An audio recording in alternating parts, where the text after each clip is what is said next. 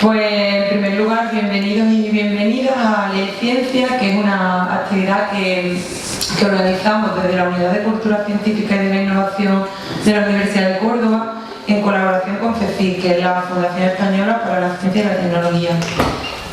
Yo soy Silvia Márquez, trabajo en esta unidad en la que lo que hacemos es principalmente divulgación de las investigaciones que se realizan dentro de la Universidad de Córdoba, pero también promoción de la cultura científica y crear espacios en los que compartir conocimientos. Espacios que pueden ser foros como este, charlas en centros educativos o incluso en plazas, teatro o con un megáfono en un balcón. Cualquier sitio es susceptible de hacer divulgación. Antes que nada, bueno, realmente hoy estamos aquí en Leer Ciencia, ¿no? que al fin y al cabo es una especie de club de lectura en el que leemos un libro que ya habéis leído y lo comentamos con la autora o el autor.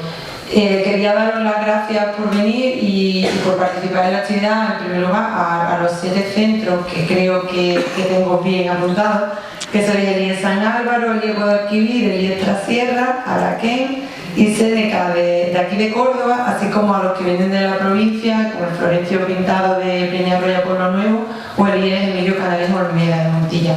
Y por supuesto quería agradecer a la autora del libro que habéis leído, a Almudena Martín Castro, por estar aquí hoy con nosotros. No sé si habéis bicheado un poco su biografía, lo tenéis en el libro, pero Almudena es licenciada en Física, licenciada en Bellas Artes, graduada en Física y ha cursado estudios superiores de piano. Actualmente se dedica al diseño de experiencia de usuario y es una divulgadora muy activa que podéis encontrar en medios como Radio Nacional y en eventos como Naucas o Las que cuentan la ciencia, que no sé si lo sabéis, pero es uno de nuestros espectáculos estrella de divulgación y lo celebramos mañana en el Teatro Góngora. También tenemos aquí una compañera del IES Guadalquivir que también se va a subir a las tablas a dar una charla, entonces si queréis escucharla mañana también todavía quedan algunas entradas. Además ella ganó el premio TENLA de divulgación en 2017 y su libro, este libro que hemos leído, ganó en 2023 el premio Prisma a mejor libro editado. A mí el libro me parece un tratado de física y música, pero también un libro de historia de la ciencia, ¿no? En el que nos lleva un poco a hacer un recorrido por todos esos descubrimientos que han permitido el avance de la humanidad con una banda sonora exquisita. Y bueno, me parece también que es un libro muy bello en el sentido de la belleza que busca la física, muy poético y me parece que es un libro que suena, ¿no? A mí me entraban ganas de hacer una lista de Spotify con los temazos que salen, no sé si tú la tendrás. Y bueno, antes de darte la palabra, quería comentar también que yo voy a hacerle algunas preguntas a Almudena, pero lo ideal es que seáis vosotros quienes habléis, ¿no? Habéis trabajado el libro y tenéis la oportunidad de compartir la experiencia con ella. En primer lugar, como me parece un poco que el libro es un reflejo quizás de tu trayectoria, en el sentido de que has estudiado música, bellas artes y física, me gustaría saber qué fue primero y qué te llevó a estar en dos campos aparentemente tan distintos que ahora hemos comprobado que se unen muchísimo y cómo se cruza eso en tu día a día. Vale, a ver, ¿sí? Funciona. Sí. Genial. Bueno, también muchas gracias a todos por venir. Me ilusiona un montón ver que está la sala llena. Además, bueno, no sé, cuando me propusieron esta actividad a mí me tocó fuerte el corazón porque yo de los libros que más recuerdo y que me han marcado más en mi vida son los que me leí de adolescente. Entonces tener aquí pues un montón de chavales jóvenes que se han leído mi libro es como súper bonito para mí y estoy encantada de que estéis aquí y encantada yo también de estar aquí. Dicho lo cual, y respondiendo a tu pregunta, os cuento un poco mi vida. Yo efectivamente estudié Bellas Artes, eso fue lo primero. Estudié Bellas Artes pues porque también de adolescente estaba en bachillerato de ciencias, pero yo tenía el síndrome del boli inquieto, ¿vale? Que consiste que yo estaba todo el rato haciendo dibujos y tal y me encantaba la ilustración, me encantaba pintar, etc. Entonces yo me metí en Bellas Artes por mi interés por la belleza, o sea, me encantaba dibujar, me encantaba la belleza, me encantaban las imágenes. Pero mientras estaba en Bellas Artes también estaba en el conservatorio, ¿vale? Me cambié en un momento dado al conservatorio, de hecho a estudiar el grado superior de piano, y en el conservatorio descubrí la asignatura de acústica. ¿Vale? Entonces, a mí realmente en estas dos carreras la pregunta que me perseguía, lo que me parecía intrigante es ¿por qué hay cosas que nos parecen bonitas? O sea, ¿tú por qué te plantas delante de un cuadro o de una imagen o de un póster o de una camiseta y dices, ¡jo, qué chulo, qué bonito, cómo me toca eso, ¿no? Cómo me emociona? Y sobre todo, ¿por qué es posible que te pongas una canción que son ondas de presión en el aire, que es algo que no te da de comer, que no tiene un beneficio biológico evidente, pero tú te pones una canción y se te ponen los pelos de punta? Tú te pones una canción y eres capaz de echarte a llorar. ¿Cómo es eso posible, ¿no? ¿De dónde viene esa belleza de la música? ¿De dónde viene ese poder evocación, esa cosa que nos emociona?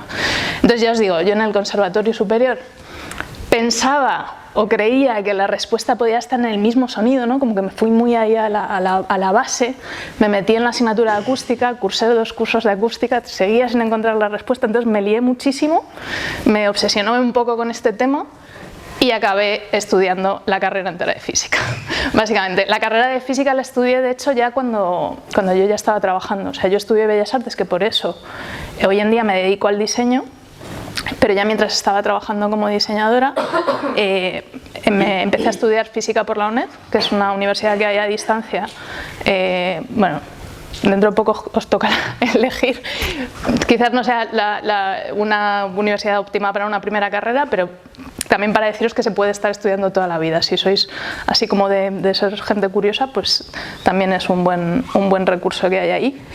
Y nada, básicamente, pues ya os digo, yo ahora mismo me dedico al diseño, quizás la faceta visual, la de entender por qué ciertas imágenes funcionan, o en concreto yo hago mucho diseño de interfaces, ¿no? Entonces mi especialidad es hacer que las cosas del ordenador se entiendan. Pero en mi faceta de divulgación seguí un poco intentando responder a esta pregunta de por qué la música nos pone los pelos de punta, que es una pregunta pues, que todavía no sé la respuesta, pero seguiré escarbando. Y volviendo a tu libro, una vez que te conocemos un poco mejor, va todo el rato de la relación entre música y ciencia, ¿no? Cómo la música inspiró grandes teorías, cómo esas teorías después las podemos explicar con la música, ¿no? O buscando esas explicaciones como la que tú buscabas porque algo te emociona. Entonces, no sé si como el libro empieza con Pitágoras empezó todo, si nos puede hablar un poco más de esa ley que describe Pitágoras a partir de la música realmente.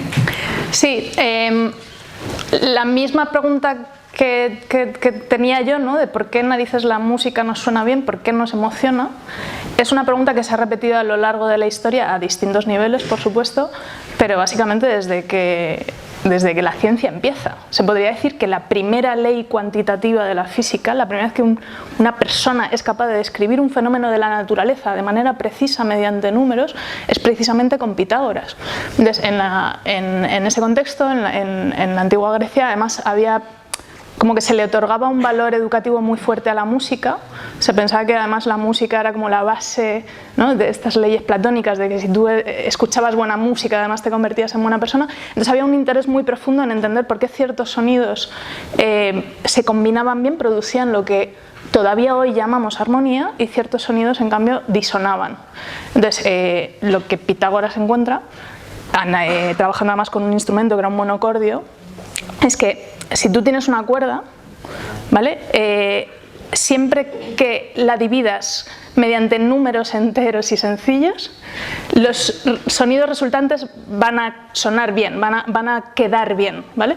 Es decir, si yo tengo una cuerda, ¿vale? Y hago que mida yo qué sé, 10 centímetros, ¿vale? Y la combino con una cuerda que mida 20 centímetros, con otra cuerda que mida 30, con otra cuerda que mida 40, y las toco todas a la vez, siempre que se cumplan esas proporciones, ¿vale? De 10 a 20 hay una proporción de 2 a 1, de 10 a 30 hay una proporción de 3 a 1, ¿vale? Siempre que haya esos números bonitos, esos números tan sencillos, 1, 2, 3, 4, el resultado es consonante. Y de hecho esos números, ¿vale? Esas proporciones mágicas, ¿no?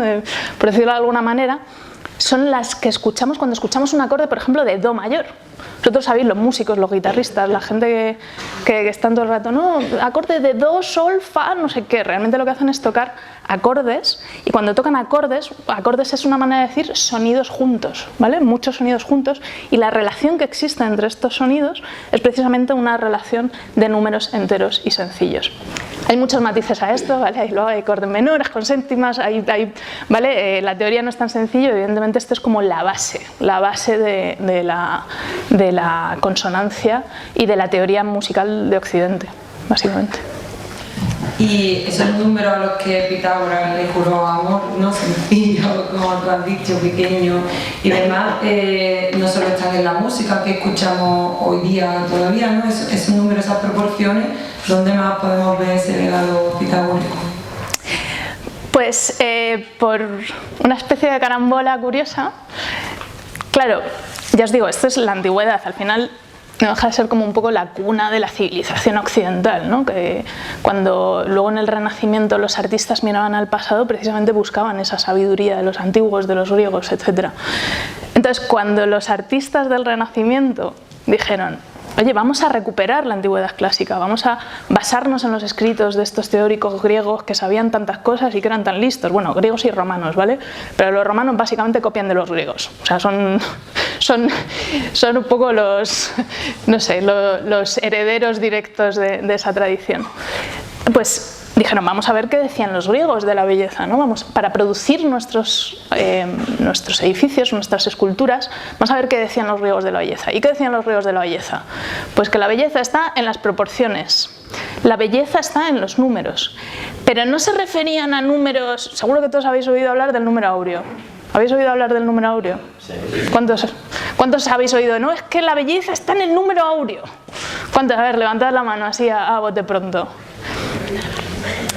Es un mito muy extendido y efectivamente es un número precioso. Está en muchísimos fenómenos de la naturaleza, en las espirales de los girasoles. El número áureo está en un montón de fenómenos bellísimos.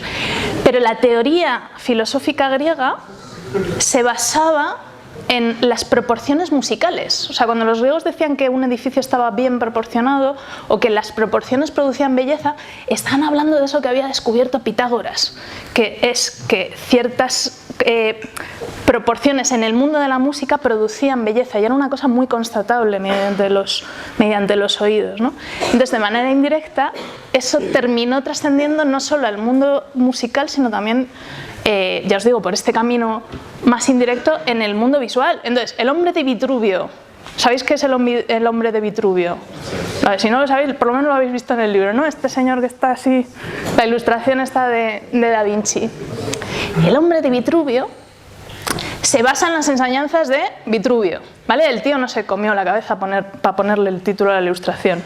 El hombre de Vitruvio, ¿por qué? Porque me baso en Vitruvio, y Vitruvio era un arquitecto romano, y ese arquitecto romano lo que decía es que si quieres producir belleza tienes que utilizar los números que ya conocen los músicos.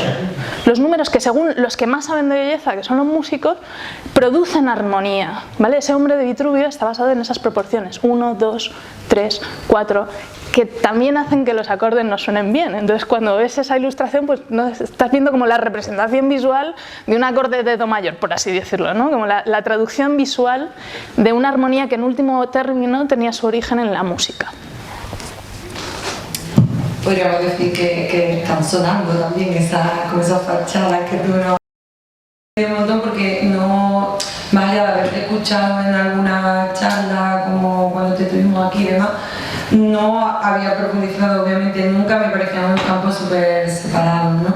Entonces, justo me leí el libro cuando estaba de viaje en Georgia, estaba leyendo el libro, veía las fachadas de algunas que evidentemente tenían esas proporciones, ¿no? Entonces me volvió en cierto sentido un poco la cabeza. No sé, me gustaría que vosotros hablarais, que nos contaseis si sabíais de esta relación entre música y física o matemática, y que nos lanzaréis ya alguna pregunta, ¿no? Ya que habéis trabajado el libro igual que lo he trabajado yo. ¿Quién se atreve? Yo tengo una pregunta. ¿Por qué crees que en la actualidad la música y las matemáticas se tratan de forma más separada? Bueno, hay dos partes de eso. Una es, evidentemente, al final ha habido una especialización, ¿vale? O sea, entiendo que tu pregunta es de la perspectiva de que durante mucho tiempo se consideran la misma disciplina, ¿no? Las matemáticas es parte de bueno, la música es más bien parte de las matemáticas. Hay una especialización evidente, ¿no? O sea, pues, cuantas más cosas sabes, antes los filósofos eran filósofos, biólogos, matemáticos y todo. Entonces hay una especialización que se va separando. Sucede también una cosa, y es que sí que hay bastante parte de matemática. Ya te digo, yo en el conservatorio yo estudié acústica, que no dejaba de ser una asignatura como del currículum.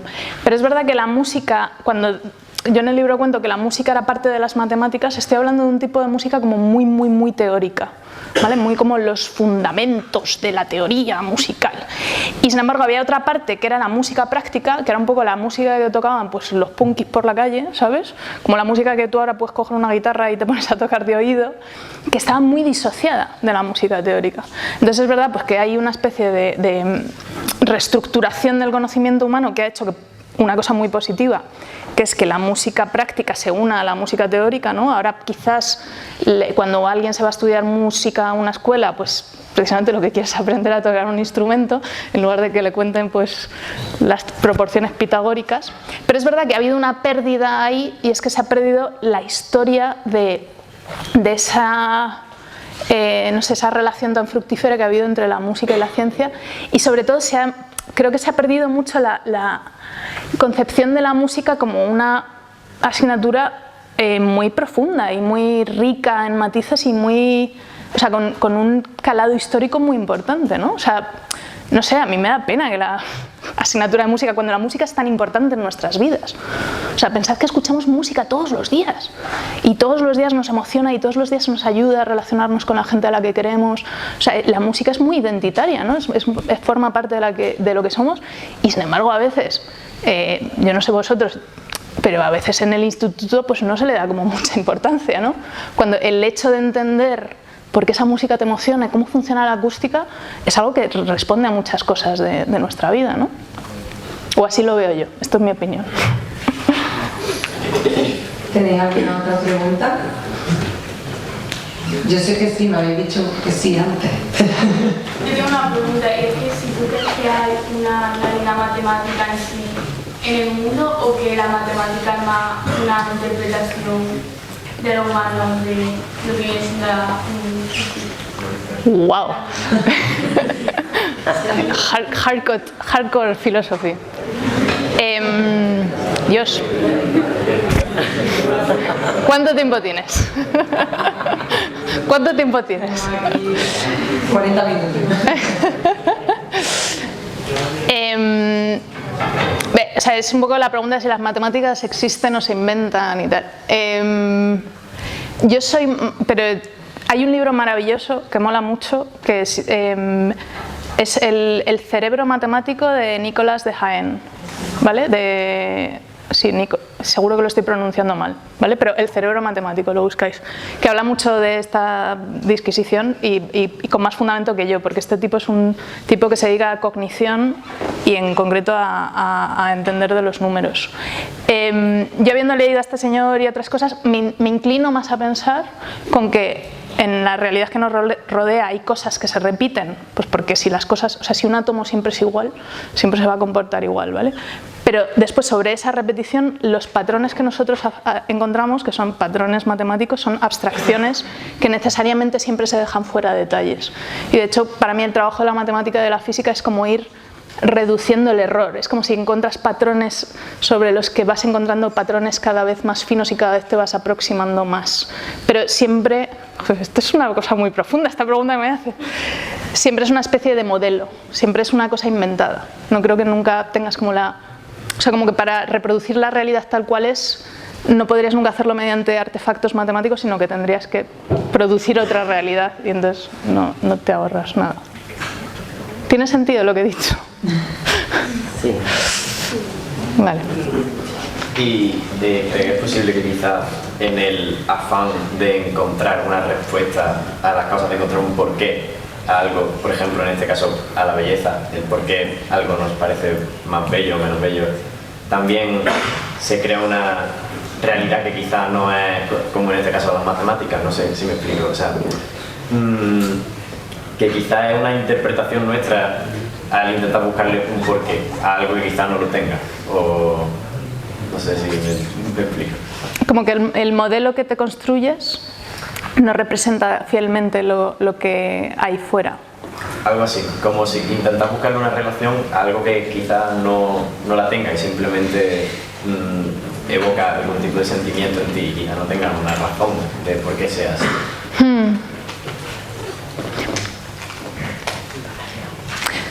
Ya, o sea, como que estás intentando... ¿Sabes lo que pasa? Que a mí esa misma búsqueda de razón o de sentido en sí misma también me parece bonita y me parece hermosa.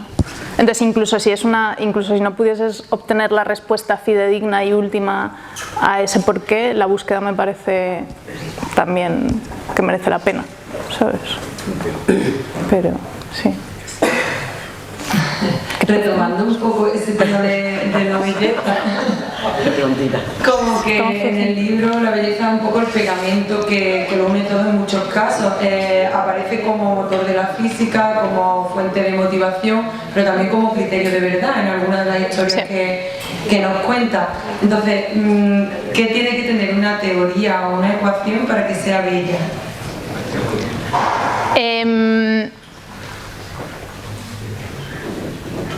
Bueno, ahí también, Echenique, sabéis, es un físico español, premio Príncipe de Asturias, lo explica mucho mejor que yo, también por si queréis ver charlas suyas, pero básicamente la belleza en matemáticas es un poco como, bueno, en física más bien, es como que algo muy sencillo explique muchísimo, o sea, que tú hayas sido capaz como de reducir la complejidad a una especie de cosa que encaja, que de repente haces como, ¡guau! Si pones esto aquí, todo se pone a girar y todo funciona.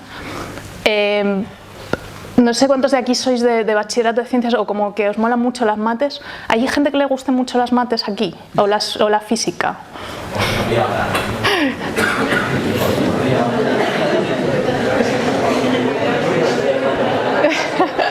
¡Ah, bien, bien! Es posible, somos muchos. Cuando de repente por primera vez te enseñan un concepto matemático y lo entiendes, ¿no? Y reduce algo que era complejísimo y de repente eres capaz de colocarlo en tu cabeza. Yo recuerdo en la carrera ya, ¿vale? Porque a mí siempre me habían molado las mates, pero se me habían dado como fáciles, ¿sabes? Y en la carrera fue como que de repente llegué a asignaturas que eran muy difíciles, o sea, muy de notar como que estás haciendo ahí esfuerzo con el cerebro y estás rascando algo, ¿sabes? Como de que estás moliendo una nuez dura. Y cuando de repente eras capaz de entender, yo recuerdo pues eso, un día que entendí los espacios de Hilbert y fue como, joder, es que con esta pieza de aquí que es matemática, con esta pieza tan pequeñita y tan compacta en su explicación, o sea, tan compacta en su escritura, eres capaz de explicar un montón de cosas. Y es como ver que se relacionan de una manera que no habías entendido, o sea, no habías previsto, pero que hace que todo encaje. Sí, no sé. Es eso. Las ecuaciones más bonitas, ¿no? Hay concursos, bueno, concursos no sé, pero hay listas por ahí de mis ecuaciones bellas, mis universo, ¿no? Claro, E igual a mc cuadrado, dices, son 3 letras, tampoco da para tanto, no te da para un... Pero cuando entiendes que eso es como, es que está explicando cómo la luz se relaciona con la materia, de aquí sale toda la energía nuclear que tenemos, esto es capaz de relacionar algo tan presente como es la materia con un concepto como es la energía, que es central en la física, ¿no? Ese tipo de cosas, de repente todo se une en un punto, es lo que es súper bonito. ¿Y cuál es tu favorita? A mí una ecuación de onda, claro. A mí ondas en la carrera me encantó. Las ecuaciones de onda, la ecuación de Schrödinger es una ecuación de onda. Darte cuenta de eso, de ¡buah, qué loco! ¿Sabes? De que en la estructura de un átomo ¿no? De que describe al final los orbitales y los electrones de un átomo, hay una ecuación de onda, que es como el mismo tipo de ecuación que describe cómo se mueven las ondas en el aire. Eso es súper chulo. Me gustan las mates. Hola, ¿qué tal? Y la física. ¿Y vosotros tenéis alguna ecuación favorita?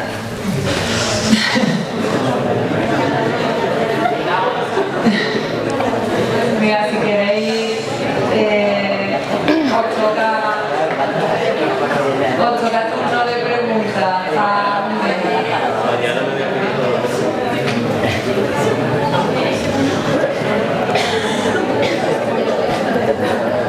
¿Alguna pregunta? Venga, que me habéis dicho que tenéis un montón de preguntas. Mira, venga. ¿El qué, perdón? ¿Por qué le empezaron a apasionar tanto las matemáticas? ¿Por qué en lo personal? No, que ¿por qué le empezaron a apasionar la matemática? ¿A mí? Sí, en lo personal. Sí.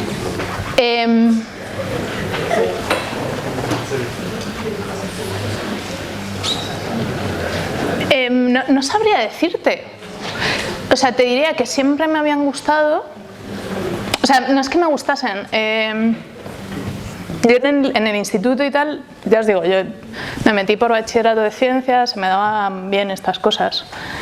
Me gustó mucho más luego durante la carrera, que de hecho la carrera la estudié como segunda carrera, no fue mi primera elección. Mi primera elección fue Bellas Artes.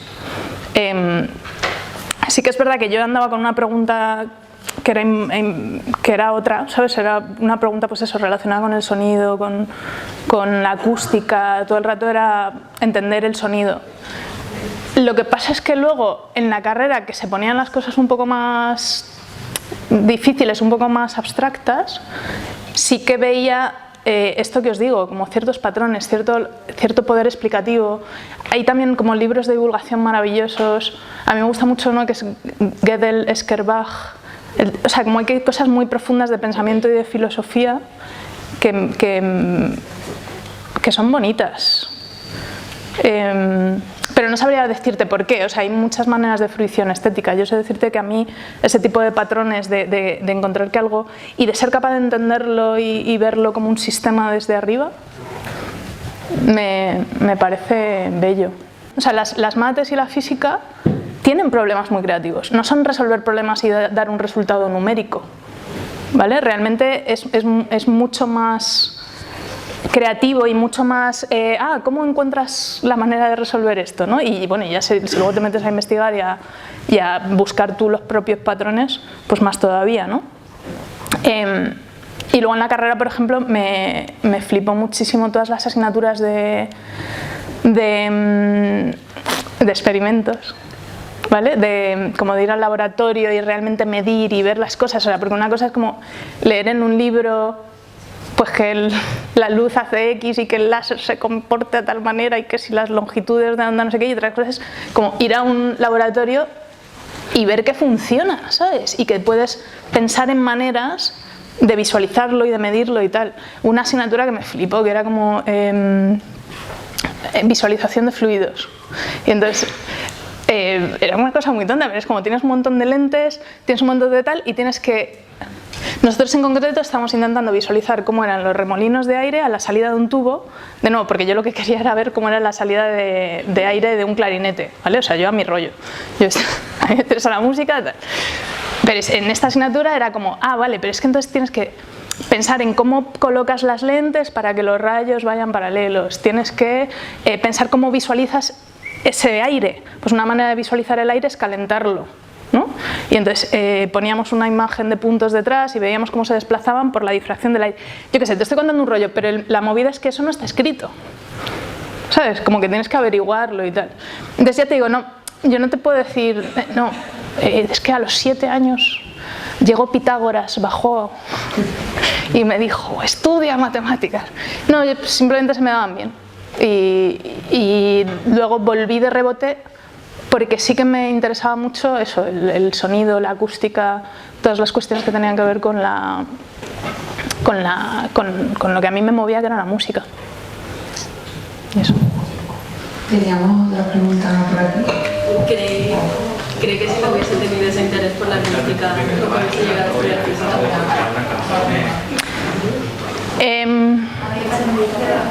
¿La puedes repetir por si estaban hablando detrás, perdón? Sí. ¿Cree que Sí, que si no... si no hubiese tenido ese interés por la acústica nunca hubiese llegado a estudiar física? No lo sé, porque sí, la vida da muchas vueltas. Es verdad que, a ver, una parte es la acústica, otra parte es que yo ya había empezado a hacer mucha divulgación científica, ¿vale?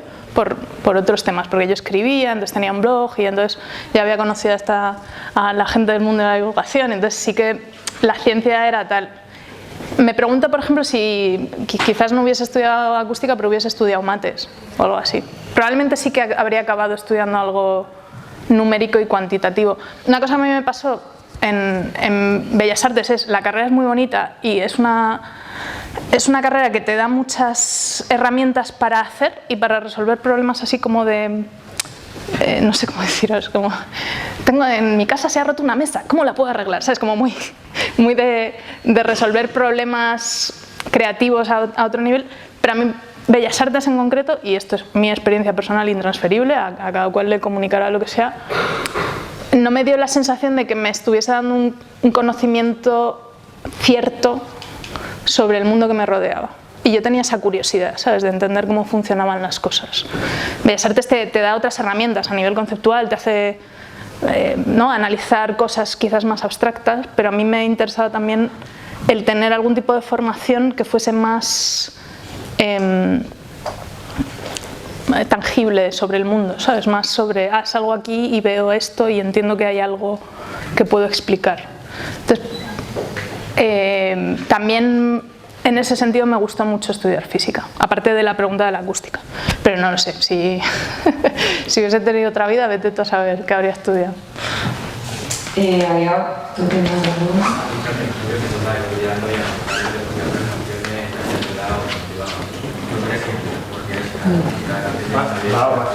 Un poquito más. Sí, perdóname que no. Porque cuando yo era una canción de tristeza, yo era porque tenía la letra que ha roto una relación y esa letra te define lo que me va a pasar, ¿verdad? No sé si me explica. Es que creo que no me he enterado del principio. O sea, me estás contando de que las letras también te identificas con ellas. O has dicho al principio que estabas estudiando de por qué algunas canciones te hacen llorar o motivar. Sí. ¿No crees que por la letra de cada canción? O sea, ok, y en parte sí, pero ¿alguna vez has llorado con la banda sonora de Interstellar o de La lista de Schindler?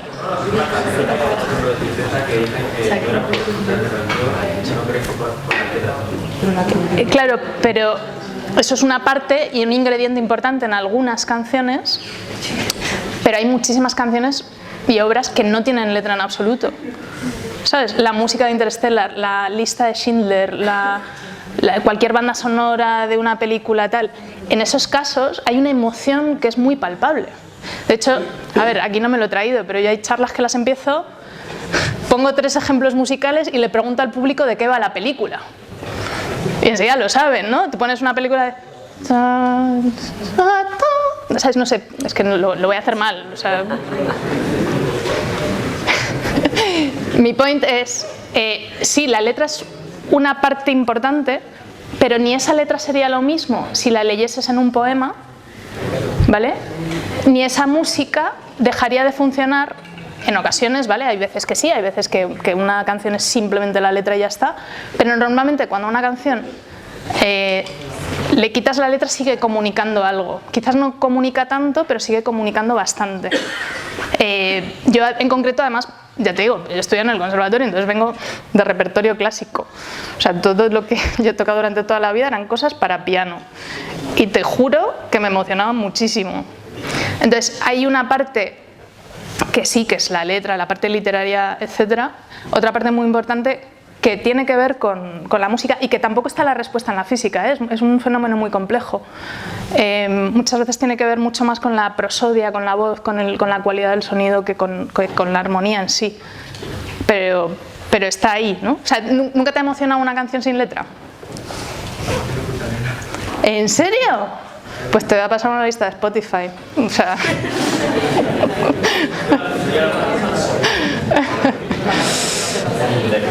Bueno, retomando un poco el tema que hablabas de la experimentación, de que te encantaba cuando comprobabas en el laboratorio cómo eso que estaba escrito y esas teorías se comportaban en el mundo real. Yo también te quería preguntar por una parte del libro en la que hablas de que también he hecho referencia, cuando la música empieza a dejar de ser tan teórica y unirse con la parte, empiezan a usar el oído los músicos, y por otra parte los físicos empiezan también a experimentar y a usar las manos. ¿Qué relación hay ahí? Y bueno, un poco ese debate entre experimentación y teoría, si es más alta la teoría, si necesitamos sí o sí la experimentación. Sí, además esa parte del libro es mi parte preferida en particular, porque no, era algo que no sabía antes de empezar a escribir el libro y me flipó, que es al final no sé, es como que en la antigüedad había una especie de divorcio, ¿no? Una separación dura entre música teórica y música práctica, y esa misma separación se reproducía en el mundo de la ciencia, donde la ciencia era una cosa que hacías pues platónicamente, ¿no? Simplemente de pensar fuerte ahí con los codos encima de un libro y la realidad ni tocarla, ¿no? Y además esto viene de una herencia directamente platónica. Platón decía que no, él creía en el mundo ideal de las ideas, la verdad estaba en las ideas, no en la realidad. Tú, de hecho, si mirabas al cielo para saber astronomía, mal. Tú tenías que ver la astronomía ahí en el libro para encontrar el patrón matemático, la idea de verdad, que luego en realidad podía estar distorsionada. Entonces a mí lo que me encantó descubrir es que hay un mismo momento histórico donde esa brecha se rompe y la práctica se empieza a unir con la teoría. Y viene además de la mano también de un cambio social. Y es que, digamos que a esos científicos, precisamente porque eran artes liberales, ¿no? Artes de los hombres libres que no trabajaban con las manos, no les estaba permitido, era como de pobres trabajar con las manos y mancharse, ¿sabes? Y hacer experimentos. Entonces cuando se rompe esa brecha es precisamente durante el Renacimiento, y en una casa muy concreta esa ruptura se manifiesta, que es en la casa de Galileo Galilei. Porque su padre, Vincenzo Galilei, era un músico, pero era un músico que venía de la música práctica, ¿no? De la música de tocar el laúd, de la música un poco de, pues eso, de los punkis, que empieza a estudiar música teórica. Entonces él tiene esas dos facetas, tiene esa faceta donde une lo práctico con lo teórico, donde une el mundo mundano, ¿no? De mancharse las manos, de hacerse callos tocando el laúd, y de no tener miedo a esa experimentación, ni que le dé vergüenza, ¿no? De que no se le caigan los anillos, como decimos aquí, por hacer experimentos, pero al mismo tiempo tiene acceso a esa teoría. Entonces, ese señor, que es Vincenzo Galilei, que además igual no sonaba a ninguno, pero realmente es uno de los teóricos musicales más potentes de su época. O sea, es un señor que fue muy importante, que después ayuda a fundar la Camerata Florentina, que es donde se inventa la ópera. O sea, dentro de la historia de la música es un señor muy guay. Bueno, pues su hijo, Galileo Galilei, que es uno de los primeros científicos modernos en el sentido de que se pueden manchar las manos, aunque Galileo Galilei tampoco hacía muy bien los experimentos, pero eso es otro tema. El caso es que es de los primeros que por lo menos dice que hacer experimentos es legítimo, ¿no? y que plantea sus teorías sobre esos experimentos, ¿no? Galileo Galilei es un señor que se sube a la torre de Pisa, que está inclinada, ya sabéis, para demostrar que dos objetos de distinta masa caen en el mismo tiempo. Galileo Galilei también mide los tiempos que tarda una pelota en caer por una rampa inclinada. O sea, es un señor que ya empieza a trabajar con las manos. Y eso es en parte gracias a la herencia de su padre. De ese padre que venía de tocar laúdes, de que tenía un... A ver, yo esto me lo imagino así, ¿vale? Yo no estaba en la casa de Galileo Galilei, pero yo me lo imagino ahí como en un sótano con cuerdas colgadas de laúdes rotos, no sé qué, ¿sabes? Galileo Galilei ve eso. Y él ve que para hacer... O sea, que tú puedes averiguar cosas manchándote las manos y bajando, pues eso, al garaje, como quien dice, a romper laúdes, ¿no? Entonces, es en ese momento donde se empieza a hibridar y hay un contraste muy evidente entre Kepler, que es un científico teórico puramente así sesudo, y Galileo, que ya os digo, aunque quizás no hacía todos los experimentos o con todo el rigor que se podía hacer, es claramente un científico mucho más práctico. A mí me hace mucha gracia porque además estas dos facetas como de físicos prácticos y físicos teóricos, ¿no? Físicos experimentales, más que prácticos, y físicos teóricos. También estaba muy... O sea, yo noto que dentro de la historia de la música también hay corrientes que son más prácticas y más teóricas, ¿no? Pues el Ars Nova era clarísimamente mucho más teórico, luego hay fases más prácticas, hay como esa especie de tensión de Platón versus la realidad que se repiten en ciclos casi. Habría que ver esa casa también, ¿no? El garaje. Mira, era para preguntarte, he leído una vez que por lo menos se hizo un experimento con una canción que se llama Somewhere Over the Rainbow, que sí, con distintas culturas se vio que a todo el mundo le daba como buen rollo, alegría y tal. ¿Tú sabes algo de si todas las músicas, independientemente de la cultura donde estemos, nos dan las mismas sensaciones? Es decir, una canción triste es triste para España, para Japón, para Canadá y para el centro de África. Vale. O si sabes si se ha hecho algo de eso o no. Sí, hay muchos estudios interculturales de cómo la música afecta a nuestras emociones. Como suele pasar en estos casos, es ni lo uno ni lo otro. Es decir, cuando tú escuchas música de tu propia cultura, eres capaz de reconocer las emociones que representa, ¿no? o que tal, mejor que la gente de otras culturas. Pero la gente de otras culturas es capaz de reconocer la emoción que representa la música de una cultura que no es la suya mucho mejor que el azar. ¿Vale? Es decir, una canción es triste. Pues si pones a 100 europeos escuchando una canción europea triste, los 100 dicen, eso es triste, estoy llorando, seguro, triste, seguro. Si pones a gente que no es europea, ¿vale? O que es de una cultura completamente ajena o que nunca ha escuchado ese tipo de música, pues igual los 100 no te dicen que es triste, seguro, o están dudando entre, bueno, no sé si es triste o melancólico, ¿sabes? Como que tienen un poco más de ambigüedad, pero aciertan con mucho más acierto, ¿no? Con mucha más seguridad que el puro azar. Hay estudios interculturales que hacen eso, estudios también que lo que hacen es, y esto el último que se hizo es, en plan se hizo con internet, con un montón de oyentes, o sea, bestial el estudio, y en este caso lo que les hacían era, más que preguntar si es triste, alegre, no sé qué, no sé cuántos, les ponían clips de música y les hacían adivinar la función. Es decir, oye, este trozo de música, ¿tú qué crees? ¿Que es una nana? ¿Una canción para bailar? ¿Una canción religiosa? ¿No? Les ponían como, ¿a qué función crees que corresponde esta pieza de música? Y de nuevo, se veía que a través de culturas muy diferentes, los oyentes eran capaces de interpretar correctamente cuál era la intención de esa música. Tiene mucho que ver también con que muchas veces la música reproduce la prosodia humana. ¿Y qué es la prosodia? ¿Qué es la prosodia? Si yo os digo, sí, bueno, estoy súper bien, ¿os lo creéis? Os digo, tío, estoy súper bien. Las palabras son la misma, pero la voz es muy distinta, ¿no? Mi voz, el ritmo al que digo las cosas, lo agudo que digo las cosas, ¡qué bien! Oh, ¡qué bien!, ¿no? Es muy distinto. Entonces muchas veces la música y la música reproduce y recoge elementos de cómo nosotros decimos las cosas. Muchas veces, una cosa muy tonta, pero la música triste suele ser rápida o lenta. Suele ser, ¿vale? Generalidades, cosas. Y tú cuando estás triste, ¿a que tienes unas ganas locas de ir saltando por la calle? No, o sea, cuando estás triste estás bajito de energía, estás como, sí, qué bien. O sea, es como si te hubiesen quitado las pilas. Pues ese tipo de relaciones muchas veces se encuentra también tanto en la prosodia como en la música, ¿no? Se piensa que por ahí pueden ir un poco los tiros. Una pregunta, ¿la música es parte de las matemáticas o las matemáticas son parte de la música? No.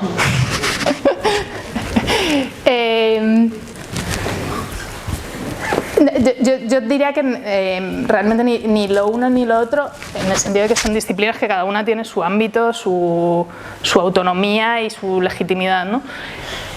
Más bien existen relaciones posibles.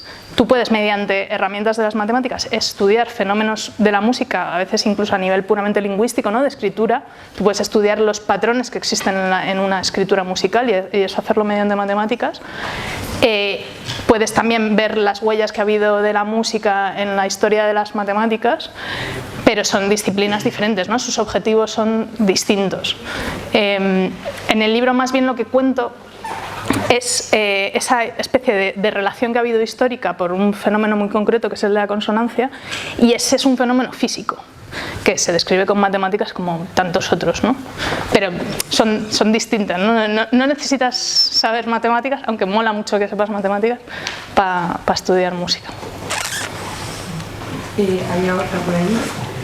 Sobre la pregunta que ha hecho aquel hombre antes de que una música, por ejemplo, europea, si la escucha, por ejemplo, de África, pueden confundir, a lo mejor no todo el mundo la escucha de igual forma, no tiene la misma sensación.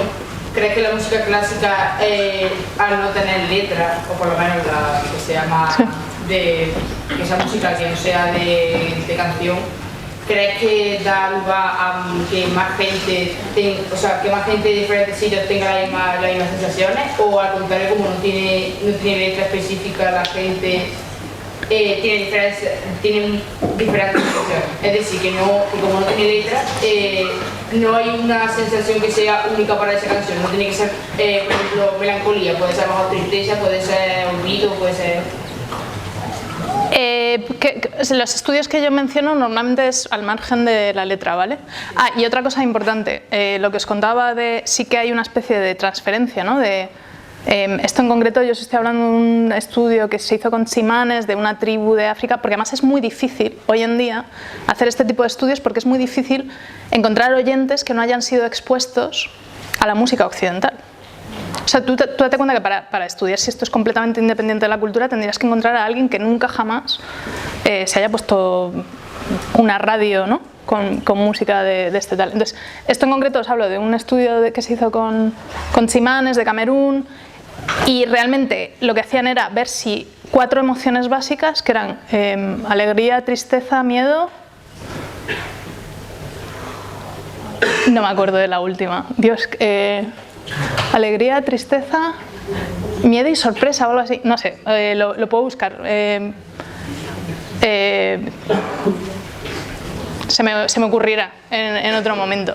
Si eran capaces de reconocer esas 4 emociones básicas, ¿vale? No vas a sentir exactamente lo mismo que otra persona, nunca. Pero ni con alguien que es un chimane de Camerún, ni con tu hermano, ¿sabes? Que igual es más joven o más viejo y tiene un contexto musical ligeramente diferente. Sí, no sé si te he contestado. Sí. Detrás también había... ¿Hasta qué punto consideras que es fiable la belleza como criterio de verdad? Porque es una tesis que se presentaba en el libro, ¿no? Que la verdad belleza y la belleza es verdad. Sí. Pero también se siente al final, que puede ser como un condicionante que nos lleve a error. Ver una ecuación bella, pero que sea errónea. Sí. Esa es mi próxima pregunta. ¿Dónde te sitúas tú? ¿Crees que es fiable? No muy... Yo me sitúo más del lado de que no es fiable. En el libro, de hecho, soy más cauta que lo que luego yo personalmente pienso. Para mí la belleza es un artefacto de nuestra cognición.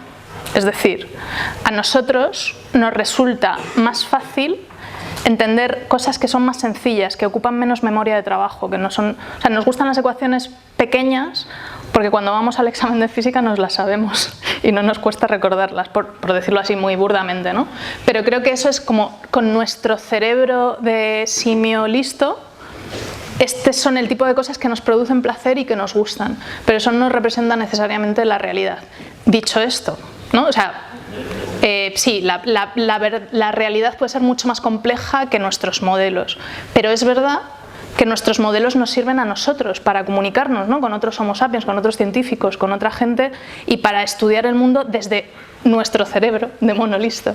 Entonces, la belleza es muy importante. O sea, que no represente la realidad no significa que sea despreciable, porque que una ecuación sea bella, que un modelo sea hermoso, que un modelo se comunique de manera más parsimoniosa y más sencilla, hace que seamos mucho más hábiles y mucho más capaces de compartirlo y de utilizarlo.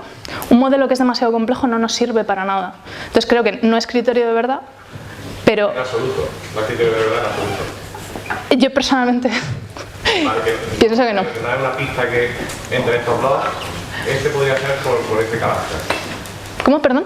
Que entre dos modelos, por ejemplo, consideras que si uno es un poco más bello podría darnos como una pista de que se puede estar más cerca de la verdad, o no, o en absoluto no tiene nada que ver. Considero que si tú no tienes herramientas experimentales, vale, hay dos modelos, imagínate, el bonito y el feo. Si tú no tienes, o sea, no hay ningún experimento que te diga que el feo es mejor, entonces quédate con el bonito, seguro, 100%. Quédate con ese, pero no porque sea más próximo a la verdad seguro, en plan que yo tenga confianza, no, es que la realidad tiene que ser bella, sino porque el bonito va a ser mucho más fácil de utilizar y te va a hacer avanzar muchísimo más rápido. Y como no tienes evidencia de que el feo funciona mejor, pues de momento quédate con el bonito porque te va a hacer trabajar y ser más feliz, básicamente. Pero yo creo, esto es muy antiplatónico, ¿no? Pero creo que la realidad una y otra vez nos ha hecho tener que refinar los modelos matemáticos porque es mucho más intrincada de lo que al principio preveíamos. Esa es mi sensación, ¿no? Como que cada vez nos vamos acercando a la realidad con más capitas de peros, de... no sé, me acuerdo como estudiando eso, el átomo. Sí, no, esta es la ecuación de Schrödinger, pero después le pones esta capa, le pones y vas como haciendo peros, porque no creo que la realidad en sí misma tenga que ser compacta. Me parece que puede ser todo lo compleja que quiera, ¿sabes? Es una opinión. De hecho, la teoría de cuerdas puede ser un ejemplo, ¿no?, de una teoría que es bella, pero necesitamos experimentación. ¿Crees que en algún momento se demostrará que es verdadera? Bueno, yo no soy ninguna experta en teoría de cuerdas, ¿vale? Hago este disclaimer porque quizás de esto de opiniones muy burdas y tal. Yo de teoría de cuerdas en concreto sé lo que he leído. Y los problemas que se objetan a este tipo de teorías es, efectivamente, con las herramientas actuales, desde luego, no hay manera de hacer un experimento que la descarte ni la confirme. Y aparte, uno de los problemas de la teoría de cuerdas es que hay muchas teorías de cuerdas, o sea, hay muchos modelos con n dimensiones que realmente tal, y no se deciden por ninguno porque, de nuevo, no hay como pruebas experimentales que tal. Entonces, para decantarse por uno y decir, no, es que mi teoría es esta, harían falta más años de investigación, muchos más años de afinar, ¿no? Qué bonito que haya que afinar la teoría de cuerdas, pero... Claro, porque como hablaba en el libro, actualmente sí que pasa más tiempo entre que tenemos una teoría y la podemos validar, ¿no? Antes no era tan así, era como más fácil o menos tiempo el que pasaba entre ese desarrollo teórico y el desarrollo experimental, ¿no? Sí. Sí, sí, es un riesgo que se corre. De nuevo, aquí hay otro libro de... este no sé si recomendároslo, es un libro bastante polémico, pero hay una física que se llama Sabine Hossenfeller, nunca se pronuncia su apellido, es una señora física así como que es muy crítica con el tipo de inversión que se hace en física teórica.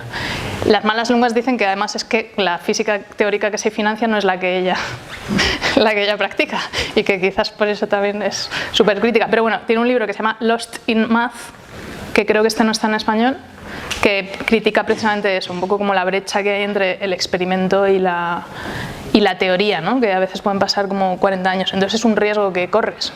Si tú para validar las últimas capas de la física tienes que construir un acelerador de partículas, pues evidentemente hay muchísimo tiempo entre que empiezas a pensar algo y eres capaz de ver si esa idea tan bonita es real. Claro, probablemente ya ni siquiera puedas verlo al final, ¿no? Es posible, sí. Y bueno, ¿tenéis alguna pregunta más? Venga, volviendo al tema de la belleza, si la belleza, lo primero, ¿es algo subjetivo o objetivo? ¿Y cómo se relaciona esa ambigüedad quizás con que se puede relacionar con las matemáticas, que se dice que es una ciencia exacta? Vale, esto es Es que, o sea, un poco de cada, ¿no? A ti tu novia te parecerá la más guapa del mundo y pues igual, no es algo objetivo. O sea, hay una parte que es como muy personal y muy de nuestras culturas. El tema es que en ciertos campos, cuando se habla de belleza, sí que se habla de algo concreto. Y muchas veces de lo que se habla no es quizás del mismo tipo de belleza así como muy personal y muy me gusta mucho esto, me gusta mucho el chocolate, sino que en general, en muchos campos y en concreto en física y matemáticas, de lo que se habla es de fluidez cognitiva, es decir, se habla de esto es más fácil de pensar. A ver, disclaimer. Hay mucha gente que escribe sobre esto, ¿no? Sobre qué significa belleza en física. Yo te estoy dando lo que después de haber leído cosas y varios filósofos y no sé qué, me parece la explicación más compacta de qué se considera belleza en física, ¿no? En teoría de hecho está la teoría de Ernst Mach. ¿Sabéis lo de cuando estás viendo carreras de Fórmula 1 Mach 3? Bueno, pues este señor, Ernst Mach, estudia el límite de la velocidad del sonido, pero también escribe tratados de eso, de qué es la belleza en física y en matemáticas. Y él en concreto habla de economía del pensamiento. Es como cuando algo te cuesta poco pensarlo, es capaz de describir exactamente lo mismo, pero pensando menos, pues eso dice que es más bello. Y él lo que plantea es que incluso la física a ese nivel se trata de eso. De nuevo, no es algo como que sea una explicación única. Es más que en mi experiencia y por la gente que he leído, cuando en este campo concreto de física y matemáticas se habla de belleza, se habla en general de eso, o explicaciones alternativas de eso, de esto es parsimonioso, la navaja de Occam es un ejemplo también, ¿no? De no estás poniendo cosas que sobren, eres capaz de explicar mucho con poco, no tienes que poner cosas ad hoc, sino que la explicación surge de sí, lo más sencillo, básicamente. Gracias. Bueno, buen viaje y gracias por venir. Nada, no te preocupes. Gracias.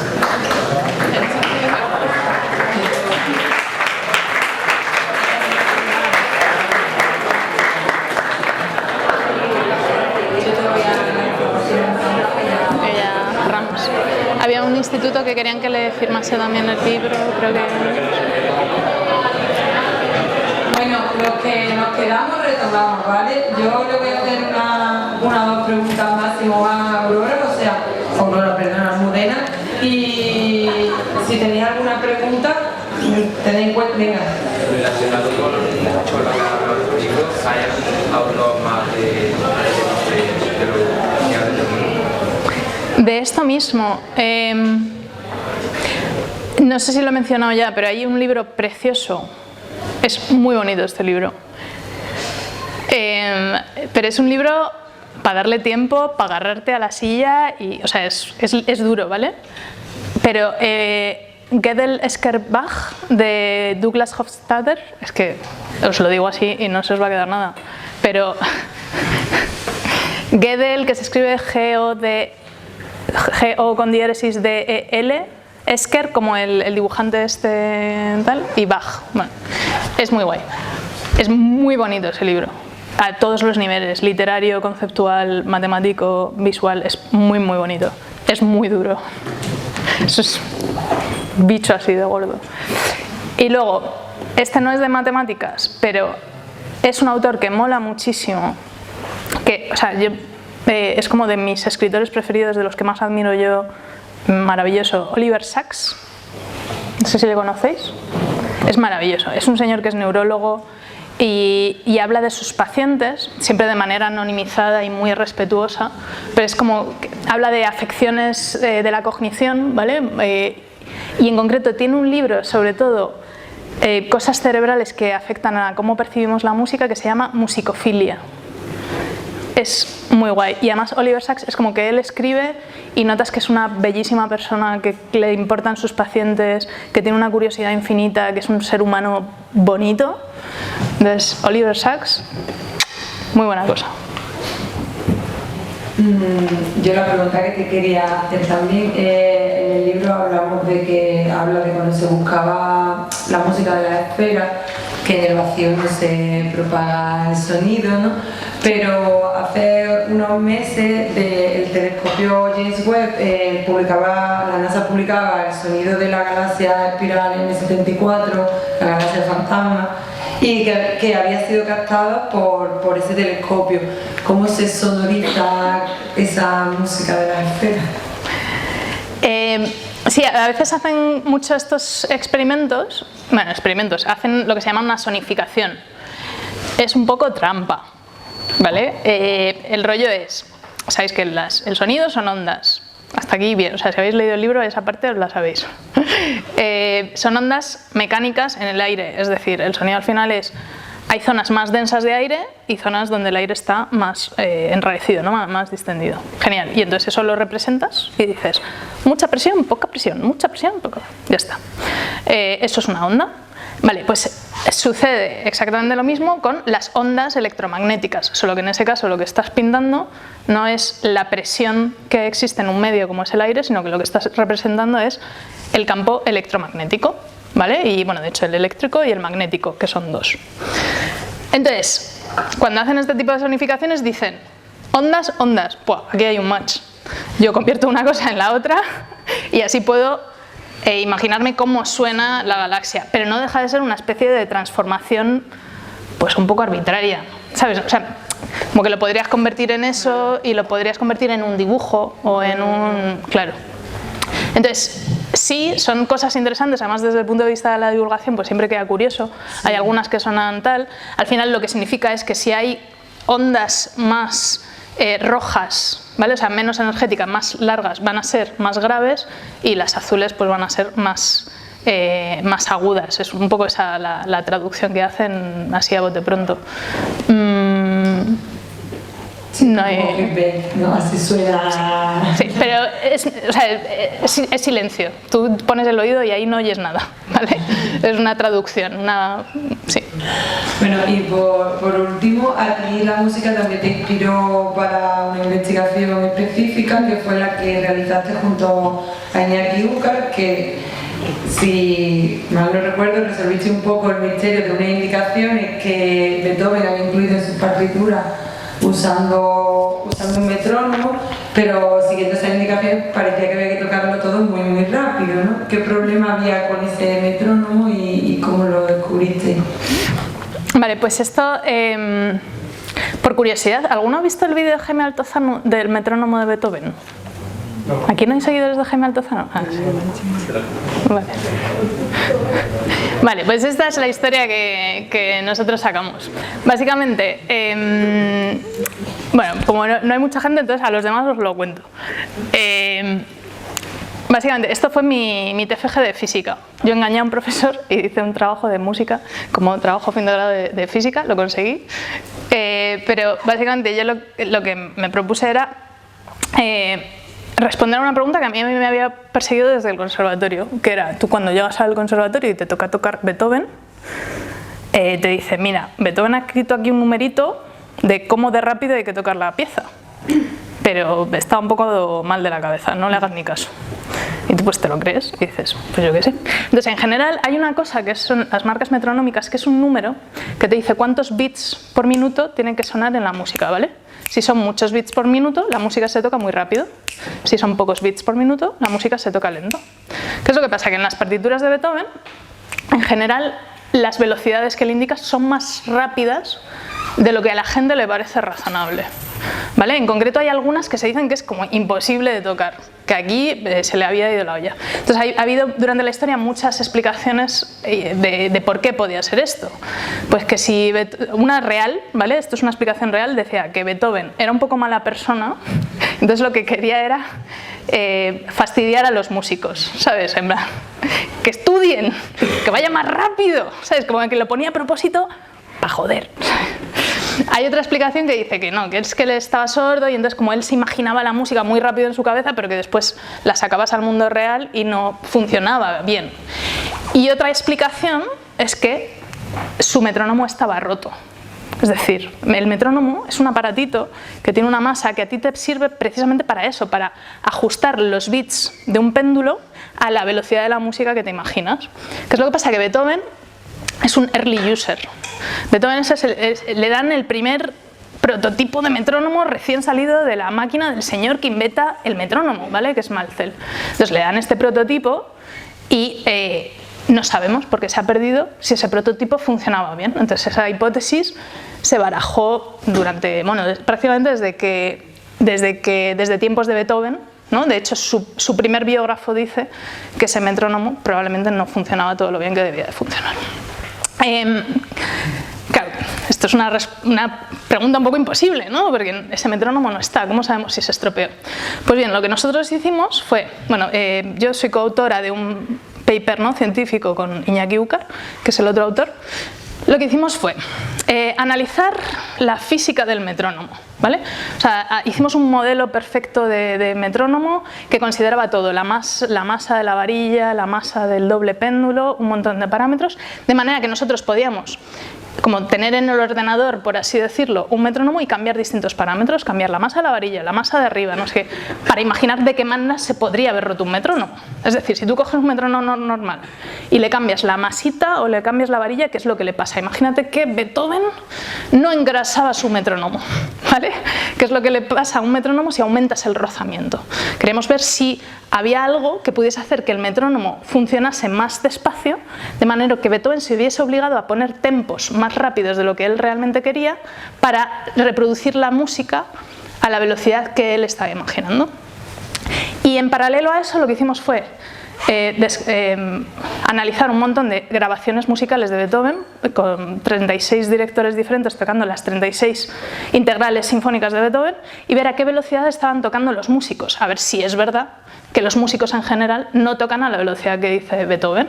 Entonces nosotros lo que hacíamos era comparar esas dos velocidades, ¿no?, las velocidades a la que la gente toca la música de Beethoven y la velocidad que pedía Beethoven, y ver si había una especie de diferencia sistemática que se pudiese explicar por un error del metrónomo. Lo hicimos. A ver, final del misterio. Analizamos todo, la masa, la grasa, no sé qué. El metrónomo no podía estar roto. No había nada, no había ninguna rotura del metrónomo que explicase esa diferencia de manera sistemática. Pero de hecho había una diferencia sistemática. Había una diferencia sistemática de 12 pulsos por minuto, o lo que en el metrónomo se correspondía con una distancia de 1,5 centímetros. Entonces estábamos ya como desesperados, tirándonos de los pelos, en plan, no encontramos la solución. Y un día estábamos Iñaki y yo pues escribiendo ya el paper y me dice, espera. Me dices que hay una diferencia sistemática de 1,5 centímetros, de 12 pulsos por minuto. ¿Cuánto mide la masita del metrónomo? Aquí no tengo una imagen del metrónomo, pero el metrónomo es un aparato que tiene una escala con numeritos que te dicen la velocidad, ¿vale? Y un péndulo, y ese péndulo tiene una masita arriba. Bueno, pues la masita mide exactamente 1,5 centímetros. De manera que si tú lees encima de la masa o debajo de la masa, hay una diferencia de 12 pulsos por minuto, que era la diferencia sistemática que nosotros habíamos encontrado entre las interpretaciones de Beethoven y las indicaciones de Beethoven. Es como, Dios, a ver si Beethoven, este señor que era un early user, este señor que era la primera persona que utilizaba un metrónomo, se confundió al leer el metrónomo. Y en lugar de leer encima de la masita, estaba leyendo debajo de la masita, de manera que queriendo apuntar una música de 100 pulsos por minuto, él escribía 112, ¿no? Porque la marca de debajo eran 12 pulsos más. Y yo, no puede ser, tío, que no puedes decir que Beethoven no sabe utilizar el metrónomo, pero ¿a dónde vas? ¿Cómo vas a decir eso? Y ya estamos escribiendo el paper final, discutiendo además un montón con el coautor, con Iñaki, porque él decía que había que poner que sí, que Beethoven no sabía leer el metrónomo, y yo, tío, no vas a decir eso de Beethoven, o sea, que está muerto, no te metas con él, ¿sabes? Pobre señor. Y eso, pues justo estamos escribiendo el paper, ¿no? Sabéis que en ciencia lo que haces es escribir publicaciones científicas y tal. Y reviso la literatura y veo que Peter Stadlen, que es un señor que se pasó 30 años intentando explicar las anotaciones metronómicas de Beethoven, Peter Stadlen en uno de sus papers dice, mira, hay una cosa un poco rara, porque si tú miras el manuscrito de la 9ª sinfonía, en la portada Beethoven ha escrito de su puño y letra, ha escrito con lápiz, 108 o 120 Malzel. Y es como si Beethoven no supiese leer el metrónomo. Es como si no supiese qué anotación tiene que escribir. Malzel, ya os digo, Malzel es el nombre del metrónomo, ¿vale? Malzel es el fabricante del Beethoven.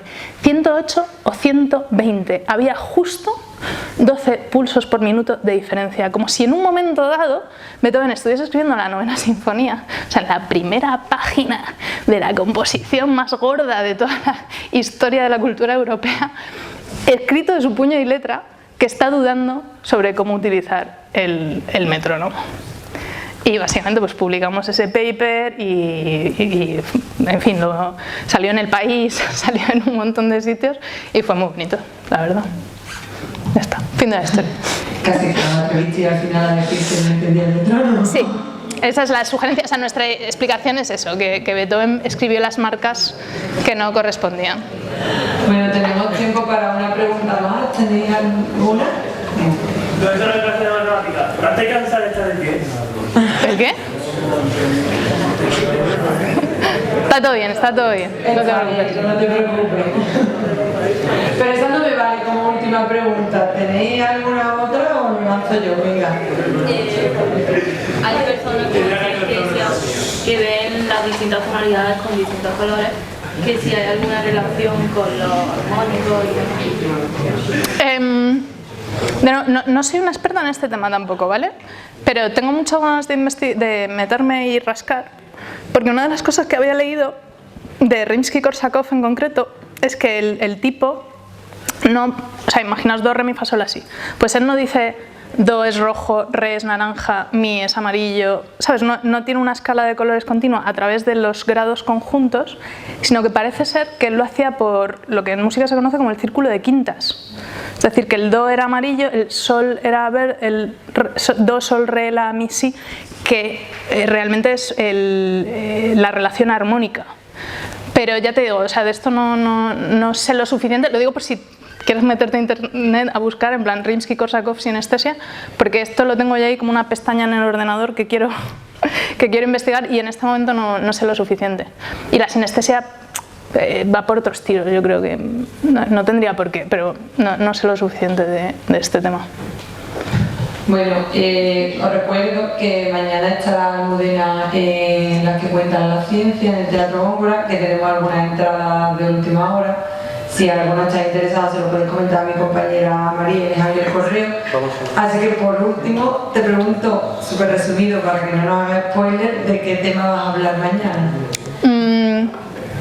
Mañana voy a hablar de cómo nuestro cuerpo, así en grande, afecta a nuestra voz. O sea, cómo se relaciona la voz que tenemos con el cuerpo que tenemos.